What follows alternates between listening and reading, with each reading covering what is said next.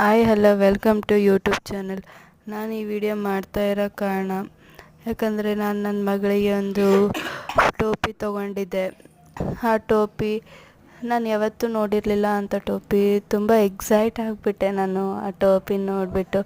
ಯಾಕಂದರೆ ಮುಂದೆ ಕ್ಯಾಪ್ ಬಂದಿದೆ, ಹಾಗೆ ಚಿಕ್ಕ ಮಕ್ಳಿಗೂ ಕಣ್ಣಿಗೆ ಬೀಳಲ್ಲ, ಚೆನ್ನಾಗಿ ಕಾಣುತ್ತೆ. ಅದನ್ನು ನೀವು ಒಂದು ಸರಿ ತೊಗೊಂಡು ಟ್ರೈ ಮಾಡಿ. ಹಾಗೆ ಇನ್ನೊಂದು ನಾನು ನಿಮಗೆ ಶೇರ್ ಮಾಡಬೇಕು ಅಂತ ಅಂದ್ಕೊಂಡೆ. ಏನಂದರೆ, ನಾನು ಆರ್ಗ್ಯಾನಿಕ್ ಸೋಪ್ ತೊಗೊಂಡಿದ್ದೀನಿ. ಅವು ಎಲ್ಲನೂ ಚೆನ್ನಾಗಿದೆ, ನಾನು ಬಳಸ್ತಾ ಇದ್ದೀನಿ. ನನಗೂ ಒಂದು ಸ್ವಲ್ಪ ರಿಸಲ್ಟ್ ಚೆನ್ನಾಗಿ ಬಂದಿದೆ.